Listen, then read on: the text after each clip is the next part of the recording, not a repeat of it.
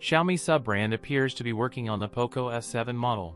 It was recently spotted on NBTC certification. Now the Geekbench listing reveals some important specifications and performance scores for the device. Now we have our first detailed renderings of the Poco X7 and X7 Pro models. Poco X7 appears to have a similar design to the Redmi Note 14 Pro with 3 cameras on the back. The device is shown in green, silver and black with yellow colors. Phone has managed 1029 in the single-core round and 2901 in the multi-core test. Poco X7 powered by the Dimensity 7300 Ultra with up to 12GB RAM and a maximum of 512GB storage, and run Android 14 OS out of the box. The Poco X7 will likely sport a 6.67-inch AMOLED display with a 120Hz refresh rate and FHD plus 1.5K resolution, similar to the Redmi Note 14 Pro. Poco X7 have a 50MP IMX882 main camera, an 8MP Sony IMX355 ultra-wide camera, and a 2MP macro sensor,